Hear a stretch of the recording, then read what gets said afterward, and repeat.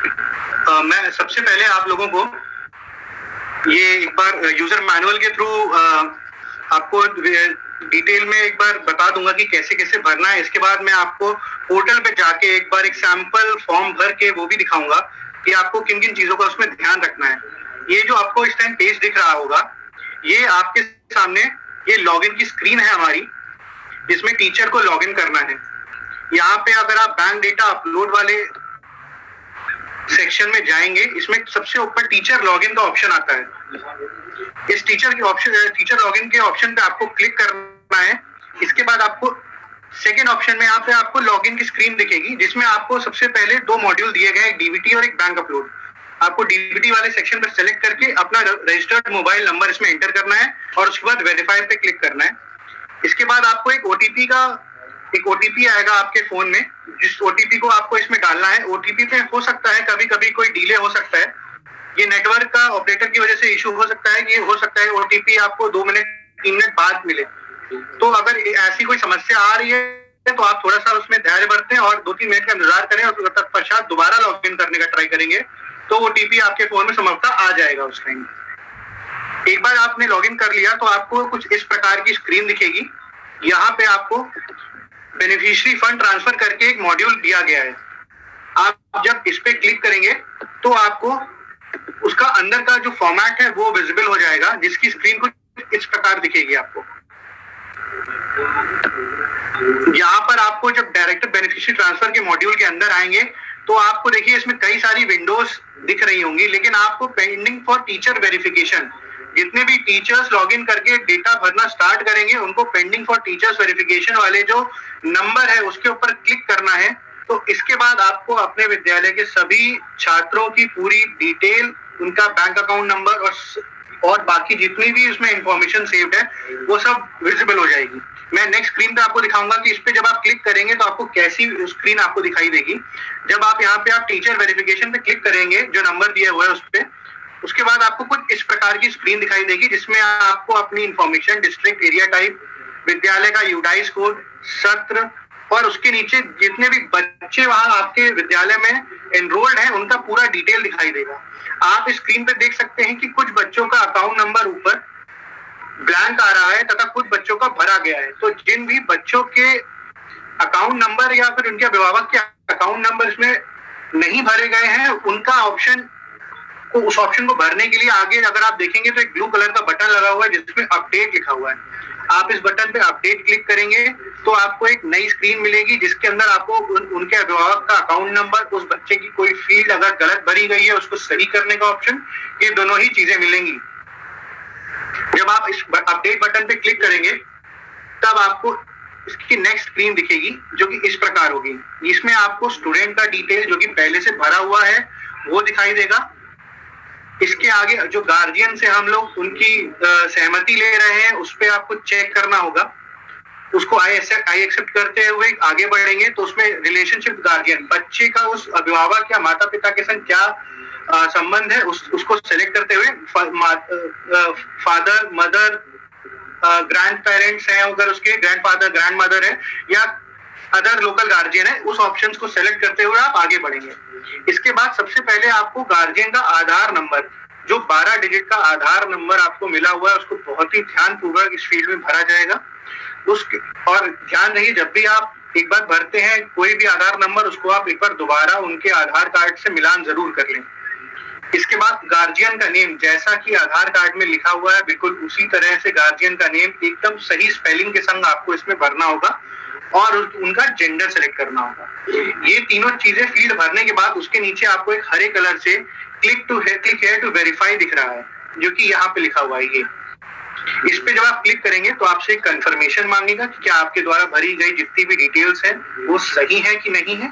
अगर सही है तो आप कंफर्म का बटन दबाएंगे। अगर आपको लगता है कि कुछ गलत भर दिया है तो आप कैंसिल करके उसको वापस से अपडेट करें, तत्पश्चात फिर से क्लिक टू वेरीफाई आधार पे करेंगे। एक बार आप जब कंफर्म कर देंगे तो हमारे UIDAI पोर्टल पे वो आधार का वेरिफिकेशन होगा और आपको एक मैसेज डिस्प्ले हो जाएगा कि आधार वेरीफाइड सक्सेसफुली। अगर दिए गए आधार में कोई गलती है या नाम में कोई गलती है तो आपको मैसेज आ जाएगा कि आधार वॉज इनवैलिड। तो इस तरह से हम आधार का चेक कर लेंगे। अगर आपको आधार इनवैलिड का मैसेज आता है तो आप अभिभावक को बोल सकते हैं कि आप जाकर वहाँ लोकल कस्टमर केयर सेंटर या जो आधार के केंद्र बने होते हैं वहां जाके अपना आधार चेक करवा लें, जो भी उसमें त्रुटियां हो वो सही करवा लें। तत्पश्चात फिर से आप उनका आधार दोबारा से फीड कर सकते हैं और एक बार सही होने के बाद इसके बाद इसके नीचे वाले सेक्शन में गार्जियन बैंक डिटेल्स है। जिन भी बच्चों के अभिभावकों का खाता संख्या उनके डिटेल्स के संग नहीं जुड़ी थी उनको भरने के लिए यहाँ पर एक ऑप्शन दिया गया है। इसमें आपको उस बैंक का IFSC कोड भरना होगा, उस बैंक का जो अभिभावक का अकाउंट नंबर है वो भरना होगा। ये दोनों ही फील्ड बहुत ही ध्यानपूर्वक भरी जानी है और एक बार कंफर्मेशन के लिए दोबारा अकाउंट नंबर भरवाया जाता है नीचे। इस चीज में सबसे ज्यादा ध्यान जो रखना है कि कुछ नेशनलाइज्ड बैंक जो है वो मर्ज हो गई हैं आपस में, तो हो सकता तो उस केस में जैसे आपकी इलाहाबाद बैंक है एक एग्जांपल के तौर पे, एक इलाहाबाद बैंक है जो कि आपकी इंडियन बैंक हो गई है, तो उस केस में अगर आपकी IFSC कोड जो होगा वो इंडियन बैंक का भरना होगा। IFSC कोड नहीं पता है तो उनसे बोलिए जो नया IFSC कोड है वो बैंक में जाके पता करें और उसके बाद वो आप कंफर्म करें। तो जो भी मर्ज बैंक्स हैं जो अब नया अपडेटेड IFSC कोड है उस बैंक का वही भरना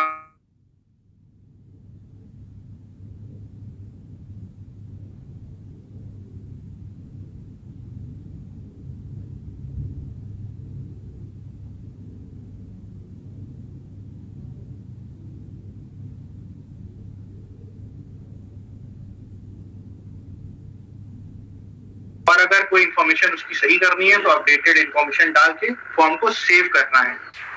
एक बार आपने सेव कर दिया फिर ये इंफॉर्मेशन अपडेट नहीं हो पाएगी, तो जो भी आप इंफॉर्मेशन भरेंगे वो बहुत ही ध्यानपूर्वक भरनी होगी। अब मैं आपको पोर्टल पे जाके एक सैंपल लॉगिन करके दिखाऊंगा और उसमें कैसे इंफॉर्मेशन भरनी है वो भी बताऊंगा इसके साथ। यहाँ पर अगर आप मेरी स्क्रीन देख सकते हैं तो देखिए मैंने टीचर लॉगिन पे क्लिक किया, मेरे को वही दोनों ऑप्शन जो भी मैंने आपको यूजर मैनुअल में दिखाए थे वो यहाँ दिख रहे हैं। आप यहाँ पे DBT के ऑप्शन पे सेलेक्ट करेंगे और यहाँ पे नंबर करेंगे। तो यहाँ एक बार नंबर भरेंगे आप, यहाँ पर वेरीफाई पे क्लिक करेंगे, आपको OTP का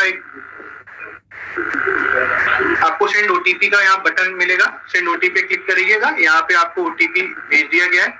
आप जैसे ही OTP भरेंगे यहाँ पे आपका ये लॉगिन हो जाएगा पेज।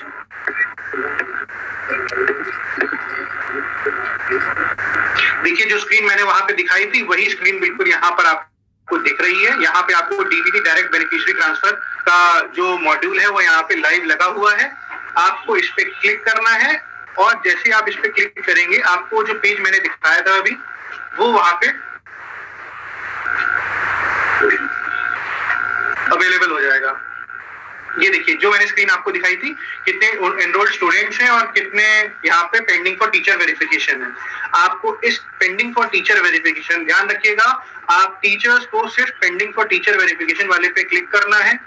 उस पे जब आप क्लिक करेंगे तो आपको जो DCF फॉर्मेट मैंने आपको दिखाया था वैसा खुल के आ जाएगा। अगर आप मेरी स्क्रीन देख सकते हैं तो इसमें देखिए आपके स्कूल की सारी इंफॉर्मेशन, उसका यूटाइज कोड, सत्र, ब्लॉक, टाउन, स्कूल की कैटेगरी सब अवेलेबल है। इसके नीचे आप देखेंगे तो देखिए बच्चों की सारी इंफॉर्मेशन आ रही है। जितने भी बच्चे स्कूल में नामांकित उन सबकी पूरी इंफॉर्मेशन आ रही है। क्या उनका स्टूडेंट जेंडर है, डेट ऑफ बर्थ क्या है, किस क्लास में पढ़ रहे हैं, SR नंबर क्या है, गार्जियन अकाउंट का पूरी डिटेल भरी हुई है। इसमें रिलेशनशिप विद गार्जियन और ये सब अवेलेबल है। इसमें देखिए जो मैंने आपको अपडेट का बटन दबाया, अपडेट का बटन दिखाया था वो यहाँ पे अवेलेबल है। जैसे अगर किसी बच्चे का नॉट वेरीफाइड स्टेटस है आधार का, तो मैं जैसे उस पे अपडेट पे क्लिक करता हूँ। जैसे यहाँ पे ये मैंने क्लिक किया तो मुझे जो फॉर्म मैंने आपको अभी बताया था वो देखिए बिल्कुल वही फॉर्म यहाँ पर खुल के आएगा। इसमें आपको यहाँ पे चूंकि इस बच्चे का आधार अभी वेरीफाइड नहीं है तो ये जो फील्ड्स आपको दिख रही हैं जैसे कि student name, student date of birth, gender, class name, उसका एड्रेस, ये सारी फील्ड्स ओपन दिख रही हैं, ओपन टू एडिट है ये अभी।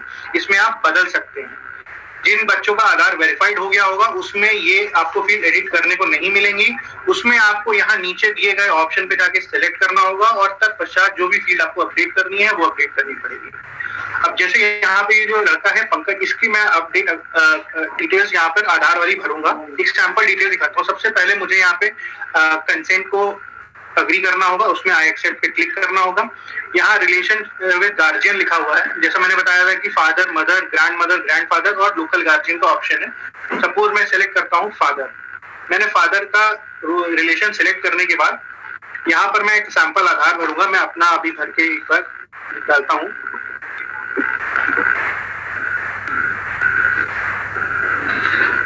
ये देखिए यहाँ पर मैंने इसमें आधार नंबर भरा, यहाँ पे मैंने अपना नाम भरा, यहाँ पर मैं जेंडर सेलेक्ट करूंगा और मैं क्लिक टू वेरीफाई आधार पे क्लिक करूंगा। यहाँ पे इस पे जैसे ही मैं क्लिक करूंगा ये आपको एक इंफॉर्मेशन और एक वार्निंग आएगी कि जो आपने जो भी इंफॉर्मेशन यहाँ पर दर्ज किया है वो एकदम सही है कि नहीं है।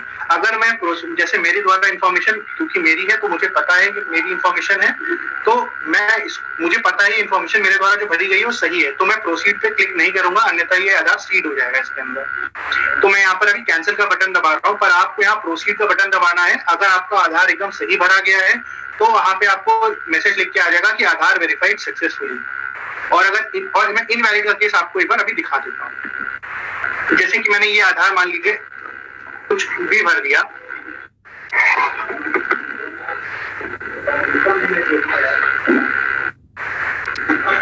ये मैंने देखिए एक मैंने रैंडम आधार नंबर भर दिया है और नाम डाल दिया। अब मैं क्लिक टू वेरीफाई आधार पे करूंगा, मुझे सेम इंफॉर्मेशन दोबारा दिखेगी। मैं जैसे प्रोसीड पे करूंगा तो देखिए यहाँ पर लिख के आ गया इनवैलिड आधार नंबर।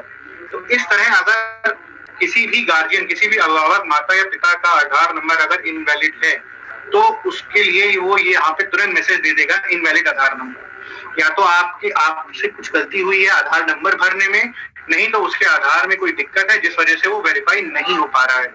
ये इस चीज का आपको बहुत ध्यान रखते हुए भरना है। इसको आप ओके करेंगे और कैंसिल करेंगे तो और तत्पश्चात ये दोबारा फिर भर सकते हैं आप। इसके बाद नीचे आपको गार्जियन डिटेल्स का भरने को आएगा। यहाँ पर जो भी बैंक का IFSC कोड होगा, आप अभिभावक को जब बुलाएंगे अपने विद्यालयों में और उनसे उनकी पासबुक की कॉपी लेंगे, तो पासबुक की कॉपी में जो भी IFSC कोड है वो यहाँ पे फिल करना है आपको बहुत ध्यानपूर्वक। और तत्पश्चात उसका अकाउंट नंबर जो यहाँ दिया गया है, यहाँ एक बार अकाउंट नंबर भरेंगे तो ये उसको एनक्रिप्ट कर देगा और दोबारा आपसे कंफर्मेशन करने के लिए नीचे सेम अकाउंट नंबर भरवाया जाएगा। जब तक दोनों अकाउंट नंबर अगर सही भरे जाएंगे तो ही ये आगे बढ़ेगा, नहीं तो आपको एक एरर आ जाएगा। ठीक है, इसके बाद एक चेक और है। हो सकता है किसी विद्यालय में एक अभिभावक के दो से ज्यादा बच्चे भी पढ़ रहे हो, तो उस केस में आपको यहाँ पर ये जो एक क्वेश्चन पूछा गया है, क्या परिवार का कोई और बालक या बालिका विद्यालय में पढ़ रहा है, तो आपको अगर पढ़ रहा है तो हाँ पे सिलेक्ट करना है, अगर नहीं पढ़ रहा है तो नहीं पे सेलेक्ट करना होगा। जैसा कि मैंने पहले बताया था आपको कि आपके अगर विद्यालय में नामांकित छात्र की कोई इंफॉर्मेशन गलत है तो आपको यहाँ पे इस सेक्शन पे सेलेक्ट करना है और ये चेक लगाएंगे तो उसके नीचे आप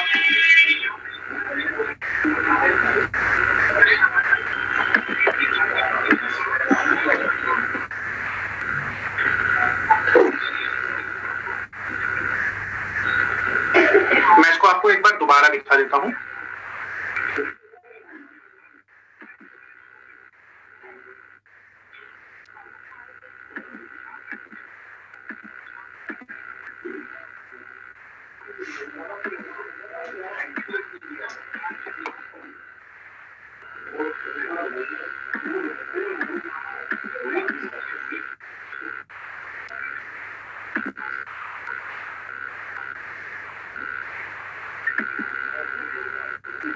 देखिए अब मैं यहाँ पर इस बच्चे का जैसे आधार इसका वेरीफाइड है, मैं अपडेट पे जाऊंगा।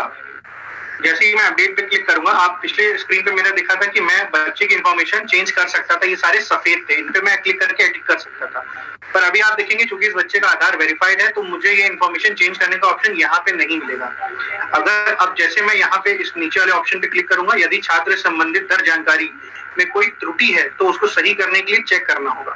तो देखिए मेरे पास 4 ऑप्शन खुल के आ रहे हैं। यदि बच्चे का डेट ऑफ बर्थ में कोई संशोधन करना है तो आप डेट ऑफ बर्थ पे क्लिक करेंगे, उसके आगे उसकी सही जो डेट ऑफ बर्थ है वो यहाँ पर भरेंगे और नीचे अपडेट पे क्लिक कर देंगे। अगर आपको ऐसा लगता है कि एसआर नंबर में कोई दिक्कत है या गलत दिया हुआ है, आप उसका अपडेटेड एसआर नंबर यहाँ पर भरेंगे। अगर लगता है आपको कि नाम की स्पेलिंग में कोई गड़बड़ है तो नाम सेलेक्ट करिए, उसका सही नाम भरिए यहाँ पे। अगर लगता है आपको जेंडर उसका गलत भर गया है, कोई फीमेल था उसका मेल हो गया है, मेल का फीमेल हो गया है, तो जेंडर पे सेलेक्ट करेंगे, उसका यहाँ पे जेंडर सेलेक्ट करेंगे और उसके बाद अपडेट कर देंगे। अपडेट करने के बाद सेव का ऑप्शन आएगा, उसको आप जैसे ही सेव करेंगे ये इन्फॉर्मेशन उसके अभिभावक का पूरा अकाउंट, उसका आधार वेरिफिकेशन तथा बच्चे से रिलेटेड जितनी भी इंफॉर्मेशन है ये सब वहां पे सेव हो जाएगी। इसके बाद आपको उसको एडिट करने का ऑप्शन नहीं मिलेगा। तो इसलिए मैं दोबारा ये रिपीट करूंगा कि इसको बहुत ही सावधानी पूर्वक, बहुत ही ध्यान पूर्वक हर इंफॉर्मेशन को भरें, क्योंकि ये बहुत ही क्रिटिकल इंफॉर्मेशन है। आप लोग आधार और बैंक अकाउंट में पैसा भेजने वाले हैं,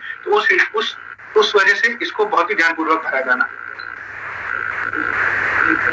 इसके बाद मैं आपको स्टूडेंट एनरोलमेंट वाली जो हमारा एक मॉड्यूल था जिसमें स्टूडेंट काउंट का इंफॉर्मेशन भरी जानी है, उसको मैं आपको दिखा देता हूँ। यहाँ स्टूडेंट एनरोलमेंट साइड में आपको दिखेगा। आप जब इस पे क्लिक करेंगे तो आपको एक इस तरह का फॉर्मेट दिखाई देगा जिसमें आपको कुछ इंफॉर्मेशन ऊपर दी गई है। यहाँ पर आपको 3 इंफॉर्मेशन दी गई है। सबसे पहली चीज, बहुत सारे मुझे एक मैसेजेस आ रहे थे कि कंफ्यूजन था कि कौन सी पंजिका को लेना है।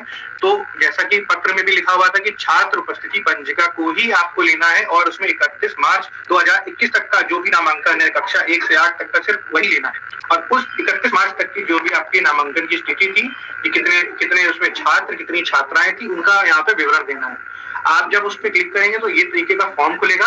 यहाँ पे आपको अपना डिस्ट्रिक्ट, एरिया टाइप, फिर सत्र, ब्लॉक, टाउन, स्कूल नेम, यहाँ यूडाइस कोड अवेलेबल होगा। अगर आपको लगता है कि यूडाइस कोड में कुछ गलती है तो आप यहाँ पर यूडाइस कोड को सही कर सकते हैं। आपको उस यूडाइस कोड से संबंधित जो विद्यालय है उसमें क्या कैटेगरी के अंदर आता है, अगर वो बेसिक शिक्षा में आता है तो बेसिक शिक्षा, अगर वो किसी और लोकल बॉडी, गवर्नमेंट एडेड सहायता प्राप्त में आते हैं, मदरसे में आते हैं, अदर मतलब कई तरीके की यहाँ पे जो यूडाइस के अंदर कैटेगरीज होती है वो यहाँ दी गई है। अगर आपका जो विद्यालय है वो इन कैटेगरी में फॉल करता है तो उस कैटेगरी को सिलेक्ट करते हुए आप आगे बढ़ेंगे। यहाँ पर देखिए, जैसे मुझे दिखाई दे रहा है कि कक्षा 6, 7 और 8 है इस स्कूल में, तो मैं जैसे टोटल नंबर ऑफ बॉयज यहाँ पे मान लीजिए 10 है, यहाँ पे मेरे पास छात्राएं 10 हैं, तो यहाँ पर अपने आप ही 20 दिखाई देने लगेगा टोटल एनरोलमेंट में। ये ऑटोमेटिक कैलकुलेट होगा और यहाँ जो ऊपर टोटल एनरोलमेंट वाली फील्ड है यहाँ पर भी ऑटोमेटिक कैलकुलेट होकर आ जाएगा। इसमें आपको कुछ भी अलग से नहीं करना है, सिर्फ और सिर्फ आपको गिनती करके नामांकित छात्र और छात्राओं की संख्या इसमें दर्ज करनी है कक्षा पर। अब जैसे मैं आपके सामने यहाँ पर दोबारा भरूंगा, 8 के लिए भी कुछ भरूंगा। यहाँ पर मैं एक प्रमाणीकरण मांग रहा हूँ जिसमें आपको ये बोला जा रहा है कि प्रमाणित किया जाता है कि जो भी आपने विवरण भरा है वो सही है और सत्यापित करने के बाद भरा जा रहा है। और इसमें आगे